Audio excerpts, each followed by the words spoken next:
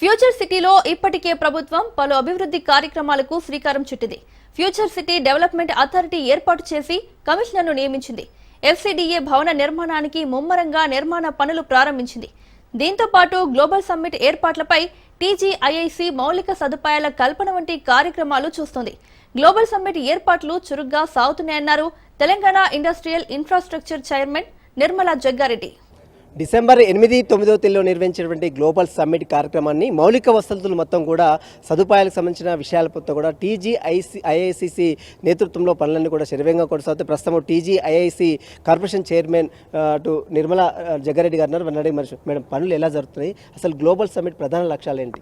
చాలా ఫాస్ట్గా జరుగుతున్నాయి పనులన్నీ. అసలు అన్ని డిపార్ట్మెంట్లు కూడా మరి చేయడం జరుగుతుంది. ముఖ్యంగా టీజీఐసి డిపార్ట్మెంటు ముందుండి చేస్తుంది ఈ ఏర్పాట్లన్నీ. ముఖ్య ఉద్దేశం ముఖ్యమంత్రి రేవంత్ రెడ్డి గారి విజన్ 2047. మరి తెలంగాణ రాష్ట్రం అనేది మన దేశంలో కాదు ఇతర దేశాల్లో కూడా అభివృద్ధి అంటే ఏందో చూపెట్టాలనే విజన్తో మరి మంత్రివర్యులు సీఎం గారు వేసిన ఈ పర్ఫెక్ట్ అయిన ప్లాను, దీనివల్ల తెలంగాణ రాష్ట్రం ఆర్థికంగా ఎదుగుతుంది. పారిశ్రామికవేత్తలు విదేశాల నుంచి రావడం, కోట్ల మరి అభివృద్ధి జరిగే విధంగా ఈ ప్రోగ్రాం ఉండబోతుంది. డెలిగేట్స్కి వారు ఉండడానికి కానీ వారు సెషన్స్ని ఎట్లా కండక్ట్ చేయబోతున్నారు, వాటికి సంబంధించిన ఏర్పాట్లు ఎలా జరుగుతుంది? ఆల్రెడీ ఒక్కొక్క శాఖ ద్వారా వాళ్ళకి ఆర్డర్ ఇవ్వడం జరిగింది. డెలిగేట్స్ అందరినీ కూడా వాళ్ళకి హోటల్ బుక్ చేయడం జరిగింది కాబట్టి అక్కడి నుంచే వాళ్ళను రిసీవ్ చేసుకోవడం జరుగుతుంది. వాళ్ళకి రానికి కూడా మరి వెహికల్స్ రోడ్డు ద్వారా రావచ్చు, లేకపోతే వాళ్ళకి చాపర్స్ కూడా మరి 3 పెట్టిండ్రు, దాని ద్వారా కూడా ఇక్కడ తీసుకురావడం జరుగుతుంది. అంటే ఇంకా ఇంతలోపు కంప్లీట్ అవుతుంది మేడం, ఇంకా చాలా రోడ్లు కొన్ని వేయాలి, ఇంకా పోలు అవి ఏమైనా పెడుతున్నారు కదా, ఇంకా 24 hours చేస్తున్నారు, కంప్లీట్ అయిపోతాయండి. గ్లోబల్ సమ్మిట్ నిర్వహిస్తున్నారు, ఇప్పటికే 2 ఏళ్ళు పరిపాలన మీకు కంప్లీట్గా ఉంది, ఏం చెప్తారు?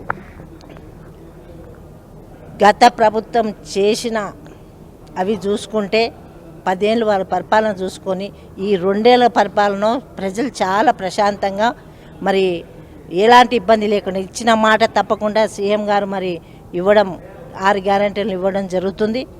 ఇదే కాదు, ఈ అప్పులతోని కూడుకున్న ప్రభుత్వం కాదు, మనం చేసేది అంతా కూడా వచ్చే తరానికి మన తెలంగాణ రాష్ట్రంలో ఆర్థికంగా ఇబ్బందులు ఉండకుండా చేయాలనే ఉద్దేశంతో ఈ పారిశ్రామికవేత్తలను అందరూ కూడా పిలిపియడం జరుగుతుంది. దాని ద్వారా ఇక్కడ ఉన్న ల్యాండ్ మరి ఇప్పటి వరకు 11,000 ఎకరాలు తీసుకోవడం జరిగింది, ఇంకా ఉంది ల్యాండ్.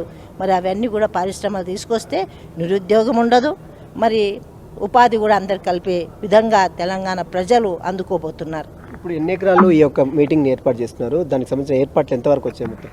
70 నుంచి 100 ఎకరాల వరకు ఈ ఏర్పాట్లు చేయడం జరుగుతుంది. అన్నీ కూడా ఇంచుమించు చివరి దశల్లో ఉన్నాయి.